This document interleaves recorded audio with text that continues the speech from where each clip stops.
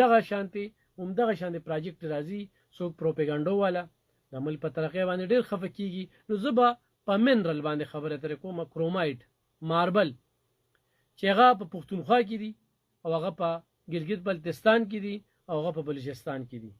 اوس دا منرل حوالې سره په سوشل میډیا باندې مختلف قسمه پروپاګانډې روانې دي چې یاره دا خو حکومت قبضه کوي، په دې باندې چې کم دنو سکیورټي فورسز والا خپل قبضه کوي.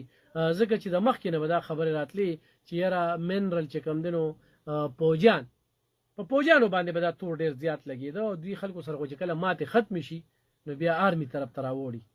خو آرمي چیف صاحب د دې دوو صوبو دپاره چې کم سوچ کړی دی، زه دغه سوچ تاسو سره د خپل سوچ نه شریکوم. ښه زما چې په کم نظر دی، ما په دې باندې چې کم سوچ وکړو چېرې دې سره موږ ته کومه پیدا راځي د تضادات واړه خونه مې مکتل، هغه هم د سره شریکوم چې خلک و چې دا چللی هغه چللی. خو چې زه سره کوم د سوچ خبره کوم نو تاسو هم په دې سوچو کې ما سره پې څومره اتفاق کوئ و چې به څوک خفه کېږي نو د هغوی د خوشحالېدو بس خدای دې پرې رحم وکړي چې خوشحاله شي او چې څوک پې خوشحاله دي نه خو به وي خوشحاله.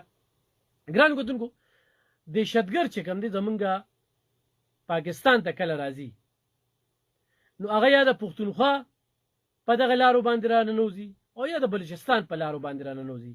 د پښتونخوا په لارو باندې د افغانستان په بارډر او د بلوچستان په لارو باندې د ایران په بارډر چې کوم دی نو دا او دا په دې منرل یعنی په دغه کاڼو باندې راتېرېږي. اوس نه موږ ته د سند نه او نه د پنجاب نه خطره شته، د هغې طرف نه موږ ته هېڅ قسمه دهشتګردي نشته او نه دهشتګردۍ راځي. نن هم چې څونه دهشتګردۍ واقعیت شوي دا هم در سره شریکوم. خو چې کوم ځای کې معدنیاتو خزانې پرتې دي نو هلته کې چې کوم دی کاروبار هغه شروع کیږي. او کاروبار څنګه شروع کیږي نو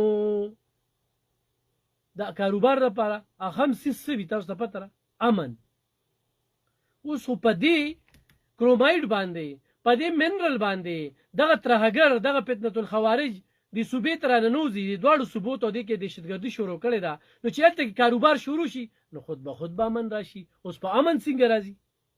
هغې ته ماحول جوړی او په دغه کې چې کومې معاهدې شوي دي نو هغې کې هغه ذاتي مفادات چې کوم هغه ختم کړي دي او چې کم خلم د پارټۍ سره منسلک دي نو هغوی پکې اوس لګیا دي خپل ذاتي مفادات پکې ګوري او چېره دا منصوبه د پښتنو د مفادو نه ده خو دا چولټه د پښتنو د مفادو نه څنګه ده مخکې درته وایم.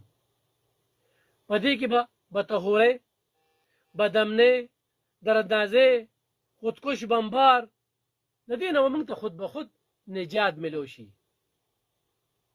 چې کله دا د منرل کاروبار شروع شي.